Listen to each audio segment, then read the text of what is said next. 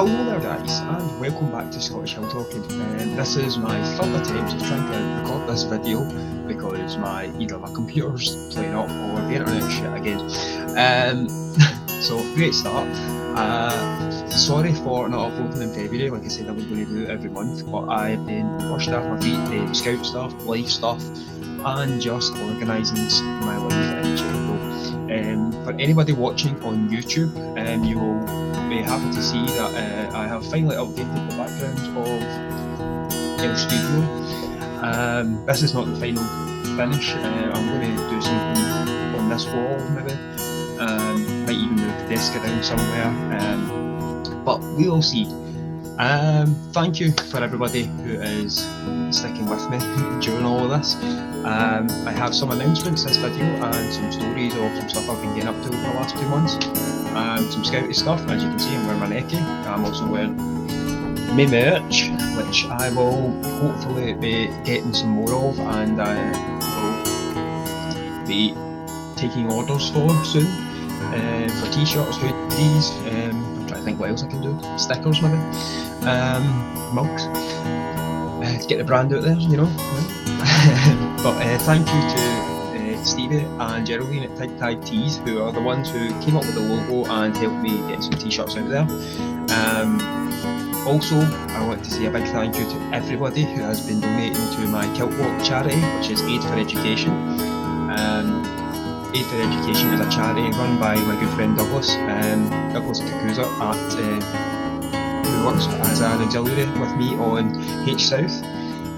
He's been a good influence on me in work, and he is a former Rwandan refugee. Well, not refugee, but he was brought over when he was younger by one of the churches over here, and has been educated and is a full working member of the Scottish people, who we absolutely adore on the ward.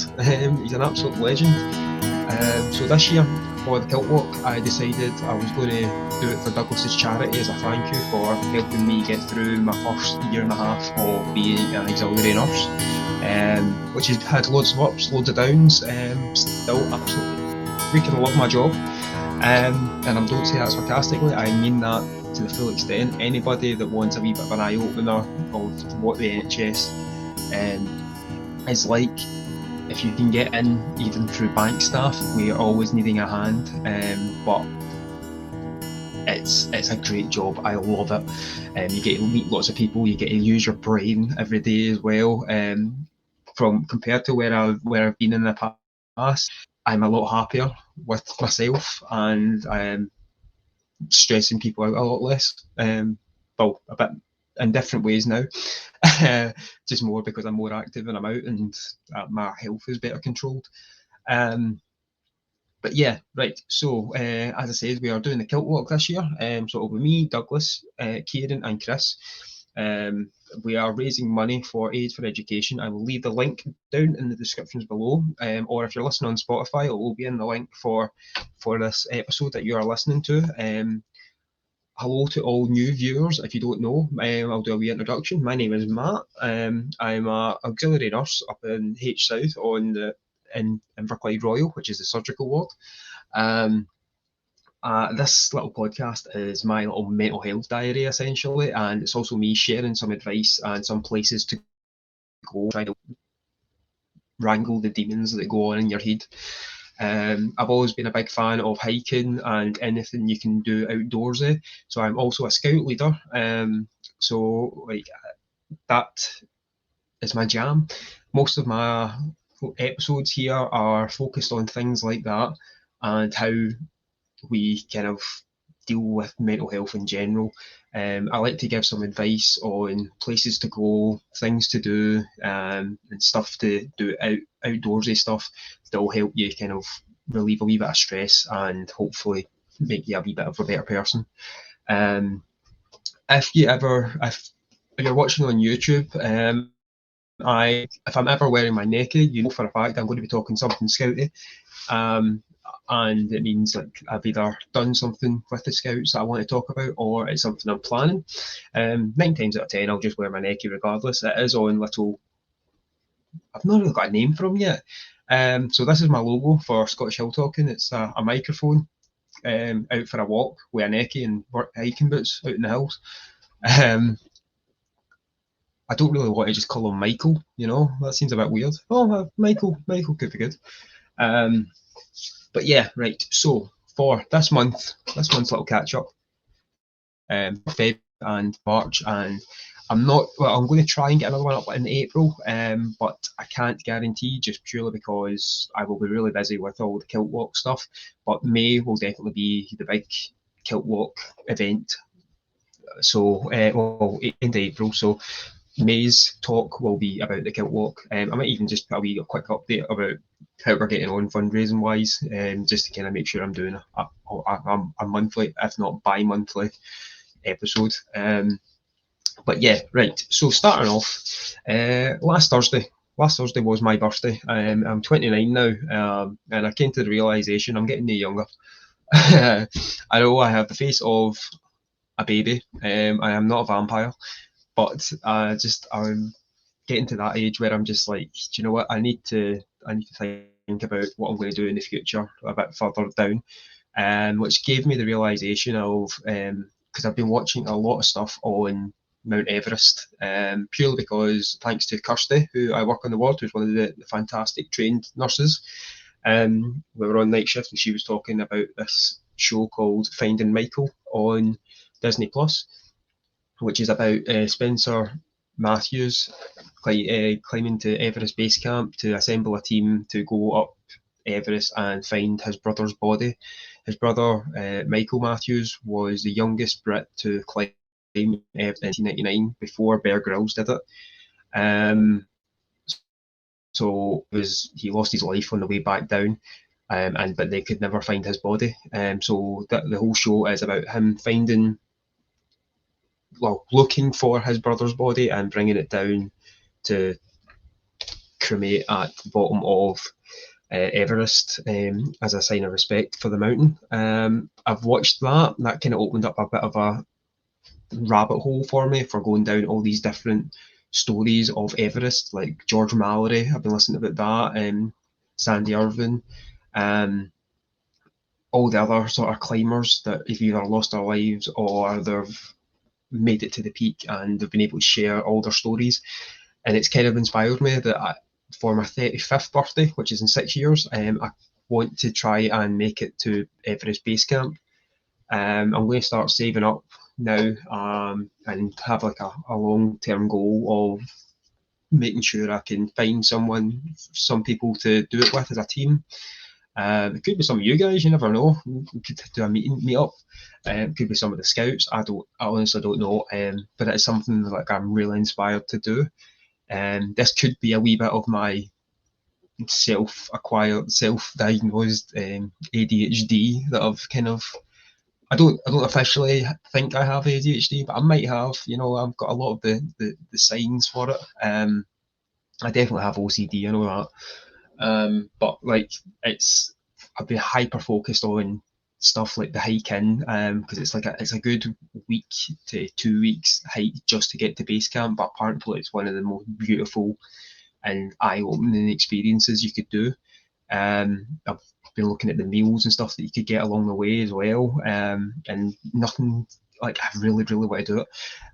I will need to do a good wee bit of training because I have no business doing anything further than base camp because I am not a mountaineer at all. I will happily admit I am more than happy to go and try and do some of that stuff, but I would not be risking myself or my life in any way. It's just more. It's an end goal for me, so that's something that I'm really looking forward to trying to do.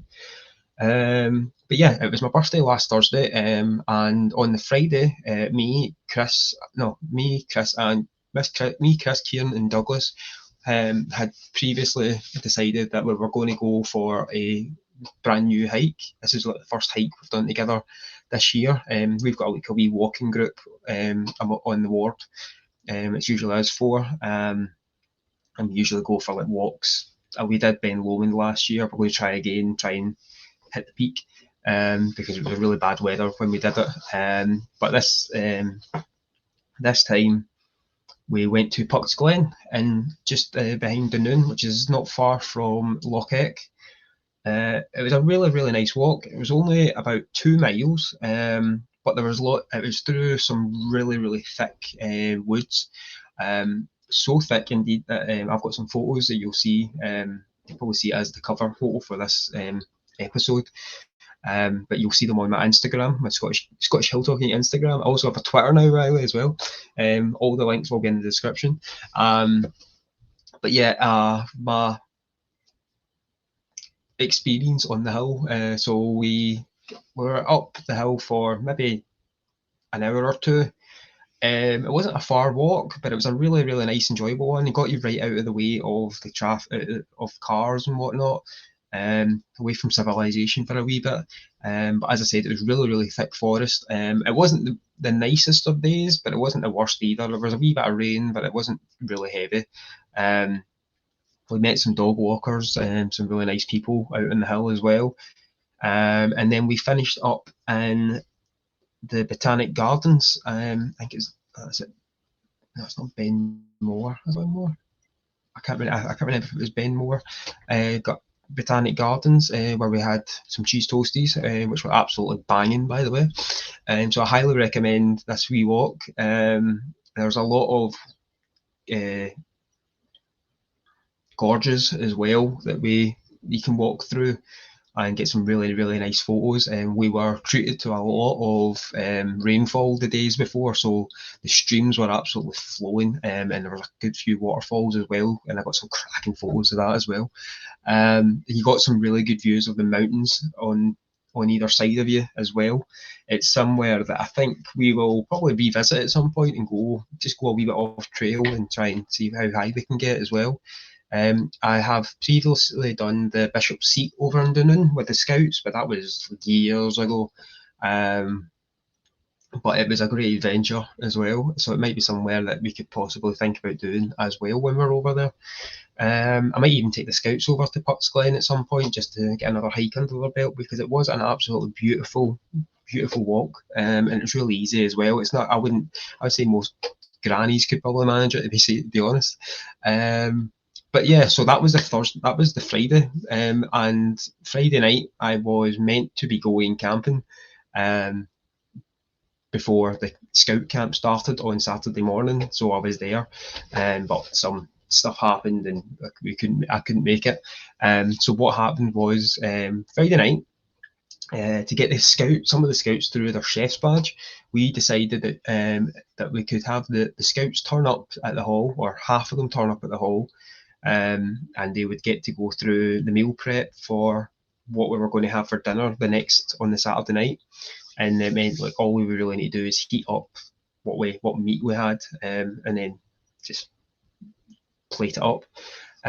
So what we had was we had 7 of the scouts show up, and we had them cutting up onions and bell peppers and whatnot, learning some knife skills, which is always a good skill. Making sure we've got some photos for the parents, so if they're ever needing someone to cook the dinner, they've got someone to do it now. And then obviously showing them how to safely cook chicken, how to safely prepare it and whatnot as well. Susie, my wife, is now one of the new scout leaders. I've been able to talk her into it. She has been an absolute godsend for us as well, because she's a mum, she's able to kind of control the kids a bit better. Not that we were having trouble, but look at us, like we're all children compared to the rest of them. Susie is much shorter than me, but she's like a wee ball of angry hobbit rage. But yeah, we had all the scouts there doing some food prep stuff, which was a brilliant idea, which I'm going to continue doing for future camps that we have to cook at, because it means like all the food's prepared. We're not mucking around while we're there trying to make sure everything stays sanitary and everything. We also taught them like food hygiene and how to transport the food and everything, so everybody earned their chef's badge, which was fantastic. And then on Saturday we had our first district camp since the Hardy Webster last year. This one, it was like a broken down version of the Hardy Webster, where all the kids would be doing activities all day long, and then camping at night, and then in the morning they'd be going out and doing one really big activity, and then we'd be dismantling the tents and everything, heading down the road. Everybody, we only had one scout head home, but it was his first scout camp because he's a cub that has just moved up not long ago, and he made a couple of mistakes that I had to sort out. But it's a lesson learned for him, and hopefully he will not do it again. Oh, it wasn't anything major. All it was Saturday was a very bleak day, should I say, for any of my over the seas or down south listeners. That means it was a really roasting day.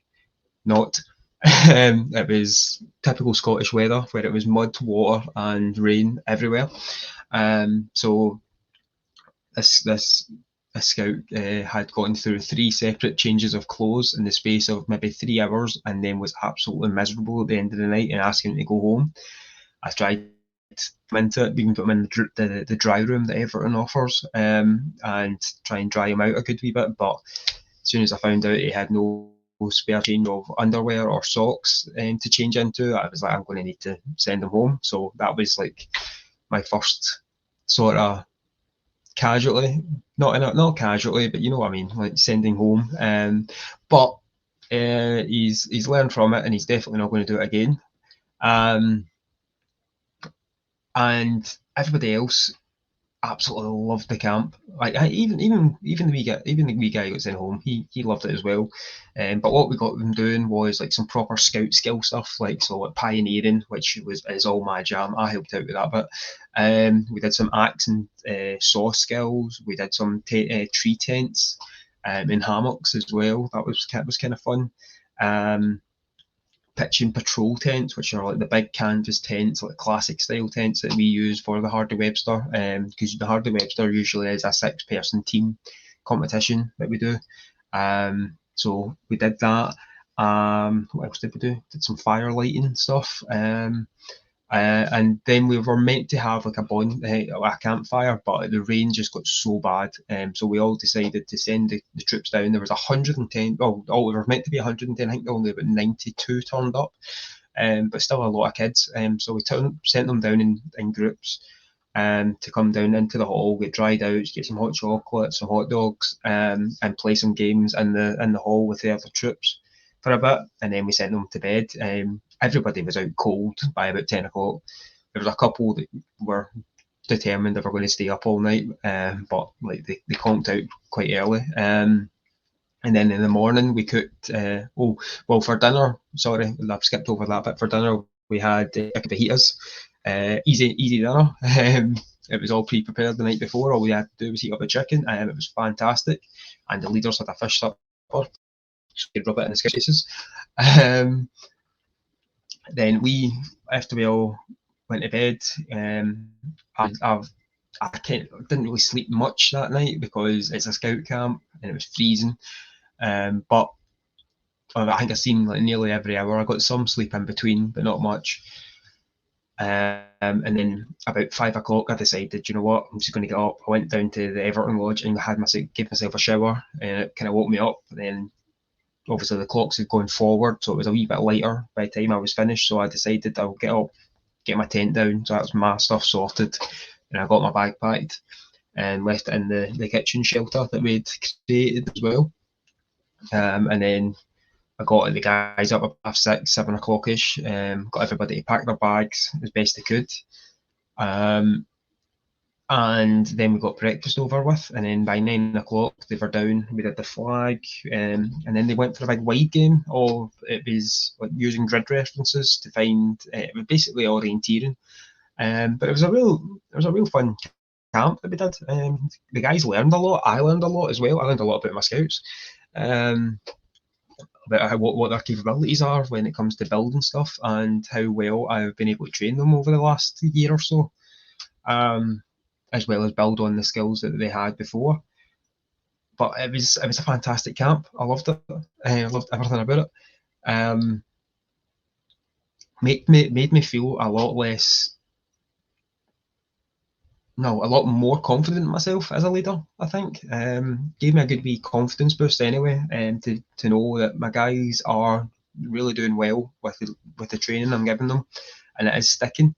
And it also gave me a wee eye opener for the guys I'm going to nominate to take to the Hardy Webster camp, which is a team of 6. So it gives me some candidates to look out for, as well as some reserves. But yeah, like, I am more than over the moon with the way my scouts have performed. Mental health wise, talking, over the last 2 months, I have dropped off the wagon a wee bit when it came to quitting the old caffeine. I've not dropped off the wagon. I've had a couple of slip ups, but like, I'm not having a can a day or anything anymore. I'm still kicking the monster caffeine kick out. Trying to replace it with tea. It's not really working very well, but it's better than nothing. But like, trying to kick out the a real handy step for me. And focusing on the scouts and the KiltWalk training that we're doing has really been helpful. My last can of Monster that I had was about 3 weeks ago, so I'm doing not bad just now as a wee update. But like, as I said, I'm not absolutely necking it every single minute of the day now, which is really good for my diabetes as well. I've sent away for my driving license as well, because I'm going to go and try and start my driving lessons again. It's been 10 years, and I got the letter in saying I need to update my photo, and I was like, do you know what? I'm going to update the photo. I might as well actually get out there and learn how to do it. I can't rely on Susie all the time to be driving me places. But yeah, like, going to be out on the road soon, hopefully, as well. But that has been my quick wee, well, say quick, it's been 20 minutes, my wee update from me at Hill Talk Towers. Next time I will be recording, the room will be moved around again. If anybody watching on the YouTube that's listening on Spotify, I do this on YouTube as well. So hopefully, like, I'll finally have the room set up, and even get some of the stuff up on the wall that I'm going to show you. Thank you to everybody who's been listening. Hello to all the new followers as well. Hopefully you'll hang around for a wee bit, and help me get through my wee mental health diary that I keep making, or trying to make, every month. And if you manage to get out to Pucks Glen at any point, let me know. If you enjoy it, if you find anything you want to report back, then comments are always open. As I said, it's a great wee walk. It's about 10 minutes drive from the Western Ferries when you go over to Dunoon, so it's not far. It's really easy to find on Google Maps as well, and it's a great wee quick wee walk. It's a nice wee place to take your dog as well, apparently. But yeah, like, hope you've enjoyed this wee episode. Please follow me on the links below. I am on Twitter, Facebook. No, I'm not on Facebook anymore, sorry. I'm on Twitter, Instagram, Spotify, YouTube. Where else am I? I think that's it. I think that's all my places. Also, if any scouts listening or watching and have noticed my woggles, I sell these wee guys that I make. I have lots of little figures as well over at Monster Woggles on Etsy. That link will be in my snip feed down below as well. And all the money right now is going towards my KiltWalk fund. So you'd be really helping me out if you guys were buying some woggles from me as well. But I will be back hopefully in the next month with a wee update on my KiltWalk training, and maybe even some more Scouties talk. Hope you all have enjoyed the episode, and thanks for watching. Get out in the hills, be safe, and clear that heat. Bye.